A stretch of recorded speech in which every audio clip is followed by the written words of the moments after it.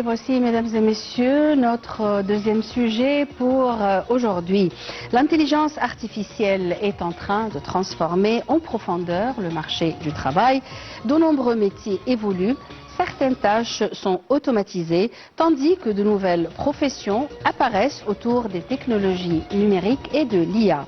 Face à ces changements, les entreprises comme les salariés doivent désormais s'adapter et développer de nouvelles compétences. Pour comprendre l'ampleur de cette transformation et ses conséquences sur l'emploi, nous allons recevoir aujourd'hui notre invité via Zoom, M. Ahmed Al-Nahtawi, qui est enseignant formateur académique au numérique. Bonjour. Bonjour. Comment allez-vous? Ça va, merci. Alors, avant de passer à notre interview, on va voir ensemble un compte-rendu sur ce sujet, sur l'essor de l'intelligence artificielle qui s'impose comme l'un des principaux moteurs du changement, surtout dans un monde marqué par des transformations profondes. Voyons ensemble. Le marché du travail s'apprête à connaître une transformation profonde avec l'essor de l'intelligence artificielle, désormais présente dans de nombreux secteurs considérés comme essentiels. De l'industrie à la santé, en passant par la finance, les transports, l'éducation ou encore les médias, l'IA modifie progressivement les méthodes de travail et les compétences recherchées. Cette révolution technologique suscite à la fois de grandes opportunités et des inquiétudes. D'un côté, l'intelligence artificielle permet d'automatiser certaines tâches répétitives, d'améliorer la productivité et d'aider les entreprises à prendre des décisions plus rapidement. Elle peut également créer de nouveaux métiers liés au développement, à la gestion et à la supervision des systèmes d'intelligence artificielle. Mais de l'autre côté, plusieurs emplois pourraient être profondément transformés, voire disparaître lorsque certaines tâches peuvent être réalisées automatiquement. Les métiers qui reposent sur des activités répétitives ou facilement standardisables sont particulièrement concernés. Face à cette évolution, la formation devient un enjeu majeur. Les travailleurs devront développer de nouvelles compétences, notamment dans le numérique, l'analyse des données, la créativité et la capacité à travailler avec les outils d'intelligence artificielle. Les entreprises, elles aussi, devront investir davantage dans la formation continue, afin d'accompagner leurs salariés dans cette transition. L'enjeu n'est donc pas uniquement de savoir si l'intelligence artificielle va remplacer l'être humain, mais plutôt de comprendre comment les deux pourront travailler ensemble. La capacité à s'adapter à ces nouvelles technologies pourrait devenir l'un des principaux facteurs de réussite de professionnels. L'intelligence artificielle ne représente ainsi pas seulement une menace pour certains emplois, elle constitue également une opportunité de moderniser le marché du travail, d'améliorer les performances économiques et de faire émerger de nouvelles professions.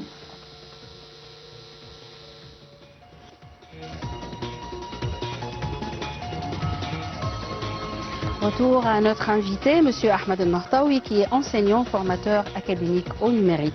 Alors, pour commencer, jusqu'à quel point l'intelligence artificielle va-t-elle transformer le marché du travail dans les prochaines années? Alors, le commentaire qui vient d'être fait, je trouve qu'il résume assez bien la situation. Juste, on va partir du principe qu'il ne faut vraiment pas être alarmiste, en fait. Il y a plusieurs études qui ont été effectuées justement par des sociétés américaines, des économistes, et qui effectivement prévoient un changement radical, très pessimiste, du monde du travail à cause de l'intelligence artificielle. Or, des économistes donc de l'université d'Oxford avaient dans une note qu'ils ont publiée qui s'appelle « La fin du travail n'est pas pour demain », donc le titre est assez révélateur, et donc qui propose une autre approche beaucoup plus optimiste, mais plus réaliste aussi, qui prend en considération finalement plusieurs facteurs dans le monde du travail. Alors, en fait, ce qu'il faut savoir, c'est que l'intelligence artificielle ou toute technologie, finalement, c'est pas nouveau. C'est-à-dire que déjà, dès les années 1980, on avait commencé à utiliser un ancêtre, si vous voulez, de l'intelligence artificielle qui s'appelle les systèmes d'experts. Alors, le système d'experts, pour être très rapide, et puis les spécialistes le diront mieux, un système d'experts, c'est que des métiers comme la médecine ou peu importe, avaient introduit un système algorithmique alimenté par des informations d'experts pour prendre des décisions. Donc là, depuis 2012, en fait, on est plutôt dans un système connexionniste, donc en fait des connexions entre une masse extraordinaire d'informations, et ce qui permet finalement de générer des nouvelles données. Donc en fait, et puis en plus, dans le système connexionniste dans lequel nous vivons en ce moment, on a cette notion d'apprentissage, donc ce qu'on appelle le deep learning, par exemple l'apprentissage profond, qui est lié à la structure de réseaux de neurones. Alors très rapidement, hein, on n'a pas beaucoup de temps, donc je vais résumer peut-être pour les téléspectateurs qui ne savent pas encore comment ça peut fonctionner. En fait, c'est très simple. On entre un texte. Ce texte est divisé en jetons ou en tokens. Ces tokens sont analysés par un réseau de neurones qui, par un calcul mathématique probabiliste, donc on parle de probabilité, va générer une sortie. Voilà, tout simplement. Et c'est la même chose pour l'image, sauf qu'à la place de générer des tokens, donc des jetons, une division de texte, va générer des pixels. En fait, l'image, c'est détruire pour reconstruire. Voilà, c'est très brièvement, et de manière métaphorique, si vous voulez, comment fonctionne l'image. Mais donc, ce qu'il faut partir du principe, c'est que l'IA va, ce qu'a dit aussi le résumé, va créer des opportunités comme va aussi créer des points de vigilance. Et quelles sont les compétences que les travailleurs doivent acquérir pour rester compétitifs? Alors, des compétences, en fait, on est déjà dans l'ère de l'IA. C'est-à-dire que l'IA est développée de plus en plus, et elle est de plus en plus performante, en fait. Il faut partir aussi par comprendre pourquoi un agent conversationnel ou ce qu'on appelle LLM, Large Model of Language, ou grand modèle de langage, pourquoi il est aussi performant, mais c'est en fait grâce à l'humain et grâce à nous, tout utilisateur. Le lien entre un agent conversationnel et l'utilisation d'Internet est obligatoire. Si on n'utilise plus Internet, en fait, il n'y a pas d'IA, si vous voulez. Donc, c'est grâce à nous, c'est grâce à l'humain.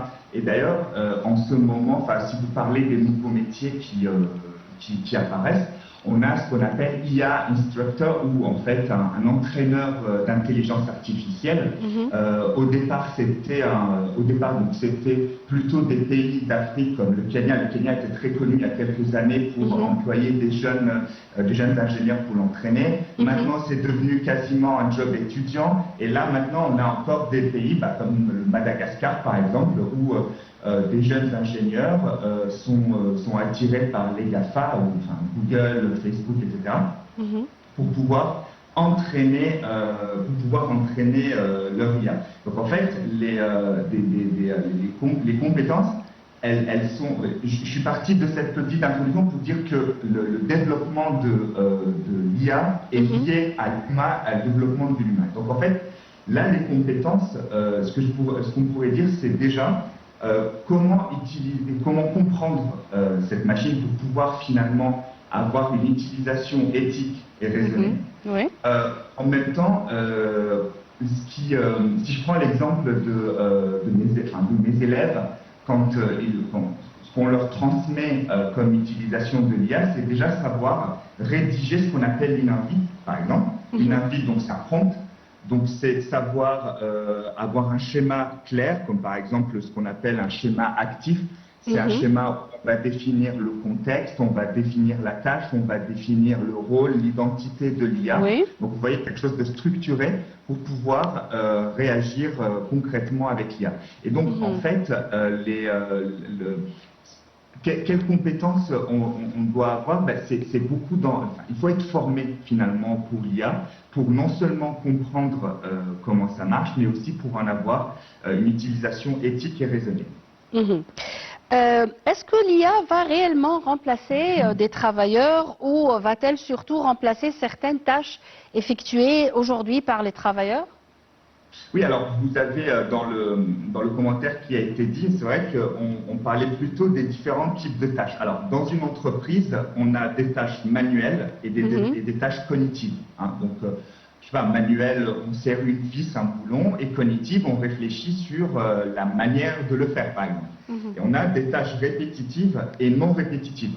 Et en fait, l'IA va, dans tous les métiers, finalement, décharger l'humain de toutes ces tâches fastidieuses ou toutes ces tâches, si vous voulez, répétitives et qui vont perdre du temps. Donc on est dans une optique de gain de productivité et de gain de temps. Donc toutes les machines, tout le numérique, finalement, va éviter à l'être humain va mécaniser, va automatiser des tâches qui n'ont pas de forte plus-value. Donc, en fait, quand votre collègue, dans son commentaire, a parlé de tâches, il faut ajouter aussi la productivité et la plus-value. Et c'est ce qu'on cherche, finalement à automatiser avec tout ce qui est numérique, mais même sans passer par l'IA. Quand vous avez dans des grandes entreprises des robots qui vont effectuer les tâches les plus complexes à la place de l'homme, justement, ça fait partie aussi de cette évolution-là. Non, alors le robot, il a pris la place d'être humain qui serrait les boulons, qui faisait avancer les machines, etc. Mais n'empêche qu'il a créé de nouveaux métiers, à savoir la personne qui sait réparer le robot, la personne qui le supervise, la personne qui sait le coder, la personne qui sait en faire la maintenance. Donc vous voyez, il y a en fait finalement, c'est à double tranchant. Oui. Et justement, c'est ce qui a été indiqué, et savoir comment pouvoir l'utiliser efficacement. Est-ce qu'il y a des métiers qui sont relativement protégés par rapport à l'autonomisation? Alors, ou bien on est tous dans le même risque? Alors, en fait, là, j'ai devant moi donc une étude de deux chercheurs économistes dans la zone de l'Union européenne qui classent, si vous voulez, les corps de métier en fonction des risques les plus élevés et des risques les moins élevés.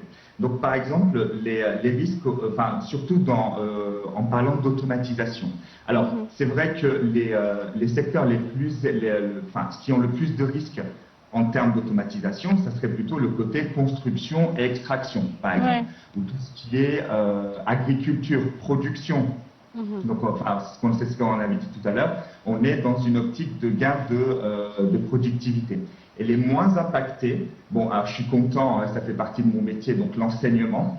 Et c'est vrai que l'enseignement, on l'a vu pendant la période Covid, une classe, une école n'est pas un ordinateur avec Zoom ou avec n'importe quel n'importe quelle plateforme de visioconférence. Que ce soit l'enseignement, que ce soit le corps de médecin aussi, la médecine, les infirmières, les médecins, etc. Ça, on ne peut pas le remplacer par une IA. Même j'ai envie de dire, votre plombier, c'est pas une IA, c'est pas une machine qui va pouvoir le remplacer. Donc vous voyez, il y a effectivement, donc, si on reparle les métiers à haut risque, il y a tous les métiers donc, à direction de gain de productivité, donc la construction, etc. Et puis tout ce qui est assistante sociale, tout ce qui est en lien avec le social, l'éducation, la gestion, le droit aussi.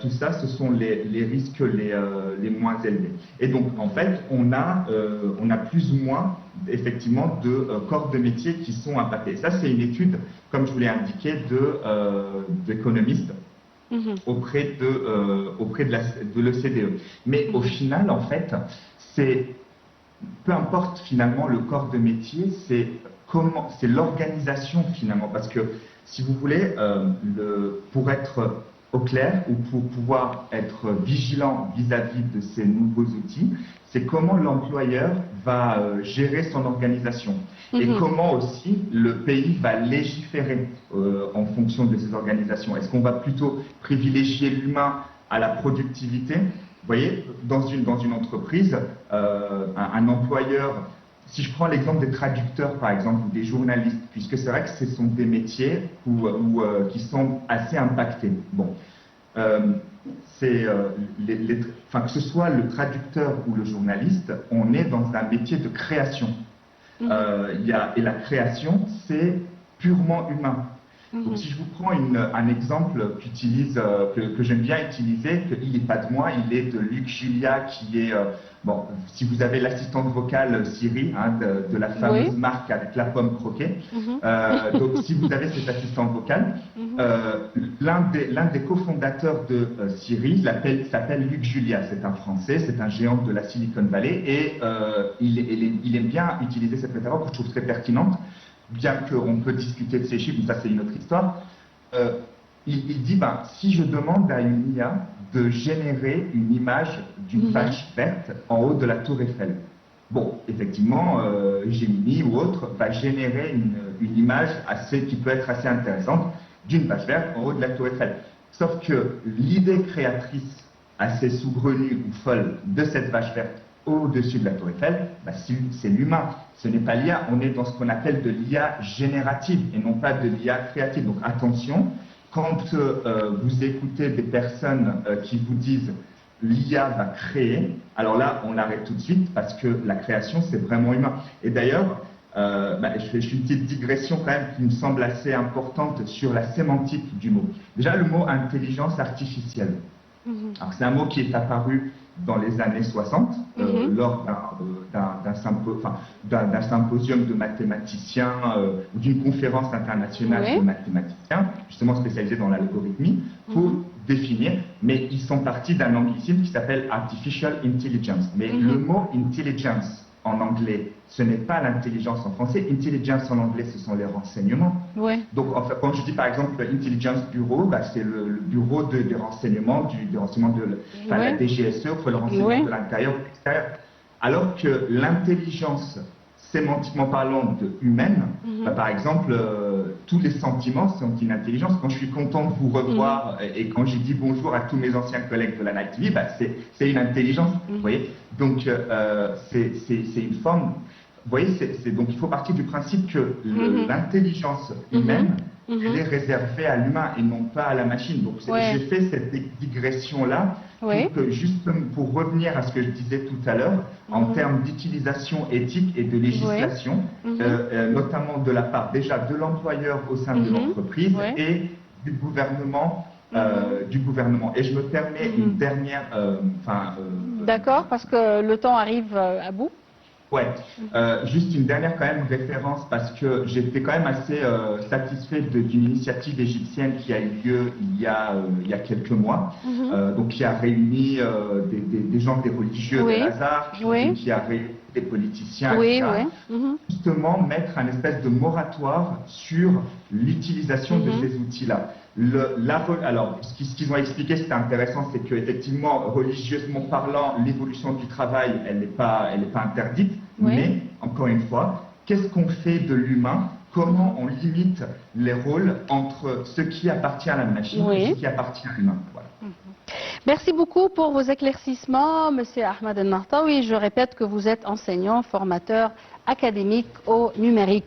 Alors, mesdames et messieurs, finalement, le véritable défi ne serait-il pas de savoir non pas jusqu'où l'intelligence artificielle peut aller, mais jusqu'où l'être humain doit accepter de le laisser aller.